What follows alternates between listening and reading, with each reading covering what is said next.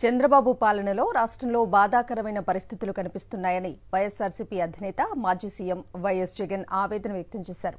పాదయాత్రలో చూసిన ప్రజల కష్టాలు తీర్చేందుకు 5 ఏళ్ల పాలనలో విప్లవాత్మక మార్పులు తెచ్చినట్లు ఆయన చెప్పారు.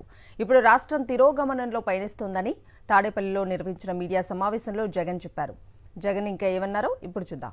ఏపీలో 5 ఏళ్ల పాటు విప్లవాత్మక పరిపాలన జరిగితే ఇప్పుడు కూటమి పాలనలో ఆ అడుగులు వెనక్కి పడుతున్నాయని మాజీ ముఖ్యమంత్రి వైఎస్ జగన్మోహన్ రెడ్డి ఆగ్రహం వ్యక్తం చేశారు.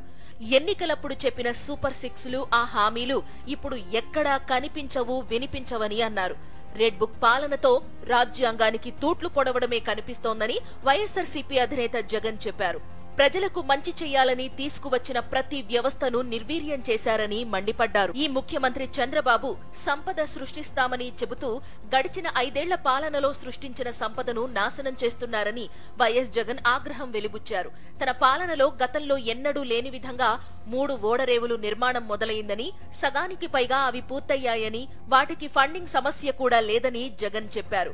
లక్షల కోట్ల సంపదను సృష్టించే ఆ ఓడరేవులను నిర్వీర్యం చేస్తున్నారని విమర్శించారు.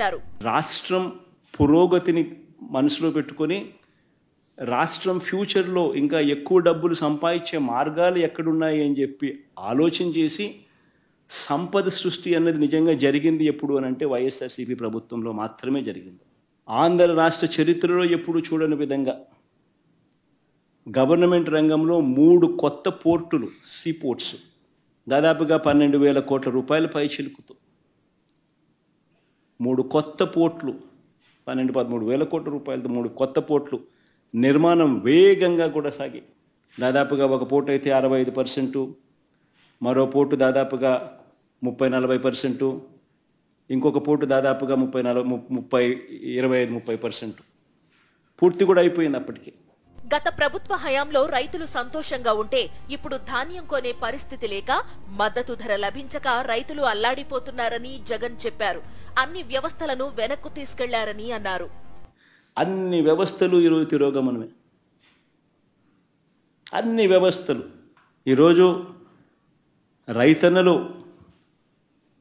ఈరోజు ధాన్యం కొనుగోలు కార్యక్రమం ప్రతి రైతు కూడా 1,720 రూపాయలు బస్తా అయితే ఎంఎస్పి ప్రకారం రావాల్సిన రేట్ అయితే 300-400 రూపాయలు తక్కువ రేటుకు ఈరోజు రైతు అమ్ముకోవాల్సిన పరిస్థితి. ధాన్యం కొనుగోలు చేయాల్సిన సమయంలో కొనుగోలు చేయడం లేదు.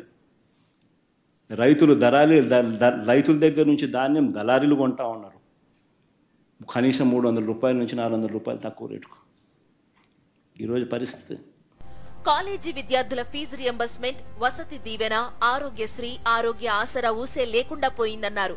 కాలేజీలకు ఫీజు రియంబర్స్మెంట్ రాకపోవడంతో విద్యార్థులను కాలేజీల నుంచి పంపించి వేస్తున్నారని జగన్ తెలిపారు. జనవరికి వచ్చేసరికి 4 క్వార్టర్ల ఫీజులు, విద్యా దీవెన డబ్బులు పెండింగ్ బకాయిలు. పిల్లలను కాలేజీలకు రానివ్వడం లేదు. కాలేజీ యాజమాన్యాలు పిల్లలను వెనక్కి పంపించే కార్యక్రమం జరుగుతూ ఉంది. బడులకు పోవాల్సిన పిల్లలు, కాలేజీలకు పోవాల్సిన పిల్లలు ఈరోజు పంట పొలాలలో ఈరోజు పని చేసుకునే పరిస్థితిలో, వాళ్ళ కుటుంబానికి తోడుగా ఉంటూ పనులు చేసుకునే పరిస్థితిలోకి ఈరోజు వచ్చారు. 2,800 కోట్ల రూపాయలు విద్యా దీవెన బకాయిలు, ఫీజు రీయింబర్స్మెంట్ బకాయిలు, 1,100 కోట్ల రూపాయలు వసతి దీవెన బకాయిలు, ఆరోగ్యశ్రీ బిల్సు నెట్వర్క్ హాస్పిటల్స్కి ఇవ్వాల్సింది మార్చి నుంచి పెండింగ్. రాష్ట్రంలో కూటమి ప్రభుత్వం వచ్చాక మొదటగా మోసానికి గురైంది వాలంటీర్ వ్యవస్థే అన్నారు వైఎస్ జగన్. వారికి గత ప్రభుత్వంలో నెలకు 5,000 గౌరవ వేతనం ఇస్తుంటే 10,000 ఇస్తామని ఆశపెట్టి అధికారంలోకి రాగానే ఆ వ్యవస్థనే ధ్వంసం చేశారని మండిపడ్డారు. ప్రతి వ్యవస్థ ఈరోజు వాలంటీర్లను మోసం చేసి ఎన్నికలప్పుడు 10,000 ఇస్తామని చెప్పి రకరకాలుగా మభ్యపెట్టి వచ్చిన వెంటనే ఫస్ట్ ఉద్యోగాలు పోయినట్టు ఎవరి అంటే వాలంటీర్లే. గ్రామ సచివాలయం పరిస్థితి ఎలా ఉందో ఎవరికి తెలియని పరిస్థితి, అగమ్యగోచరంగా ఉంది వాళ్ళ పరిస్థితులు. ప్రజలకు సంక్షేమం ఇంటి వద్దకే వైఎస్ జగన్ హయాంలో అందింది. ప్రతి గ్రామం పచ్చగా కళకళలాడింది. రైతులు సంతోషంగా ఉన్నారు. విద్యార్థులు, మహిళలు, వృద్ధులు అందరూ సంక్షేమ ఫలాలు అందుకుంటూ సంతోషంగా ఉన్నారు.